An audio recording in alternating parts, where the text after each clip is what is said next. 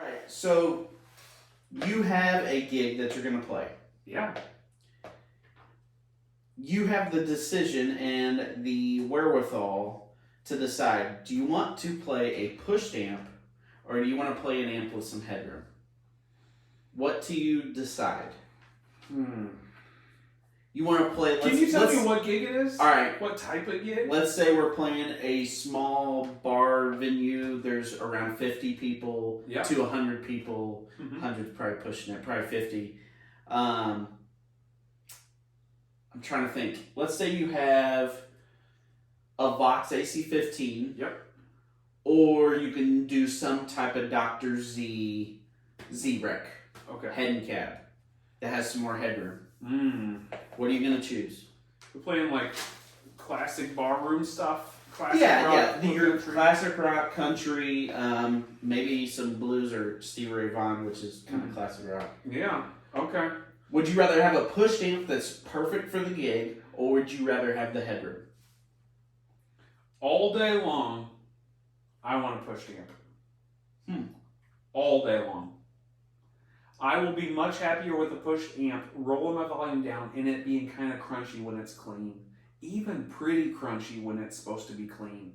Because the perception to the audience and the perception to me is it's way cleaner than what it really is. Which I'm not going to play with real high overdrive anyway. A pushed amp for me is just enough crunch to do the job. Yeah, right? We don't go crazy. You know, my bass tone, I want it somewhere in the ballpark of Malcolm, you know, at most Angus type tones, right? Overdrive sounds. Yeah.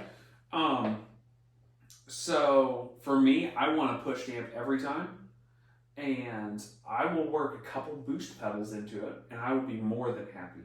Like an EQ shaping pedal, one or two, a boost full frequency, or maybe a EQ boost, and more than happy. The one problem that gets into some of those push amps like that, because most of the amps that I enjoy, I think you enjoy too, there's no effects loop, there's nothing like that. So when you start running delays, it's all through the front of the amp, which that's kind of what all the people that I admire done anyway. Most of those amps didn't have effects loops, and even if most of my amps I don't want to mess with it. I don't want to fool with it. No. This is one of the Marshall reissues that doesn't have an effects loop at all. Yeah. So there's not even the option. Yeah. The newer reissues have the effects loop you can take in and out. I'm much happier that that's another reason why I liked this head so much. Is because it didn't even have the option.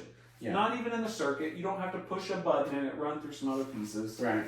I don't want to run 2 extra cables and deal with that. Yes, I know it gives you more options and the delay is cleaner.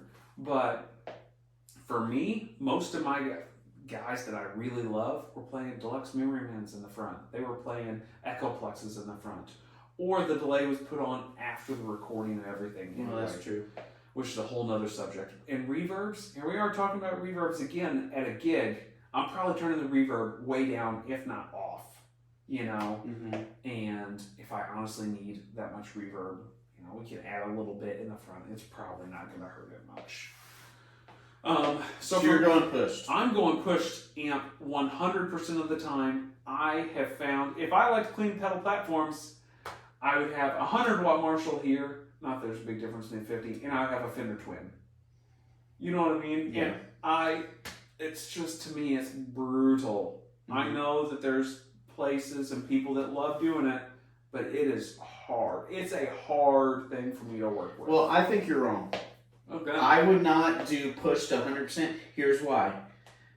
Let's say you have another guitar player and their dad. Yeah. Our dad will play...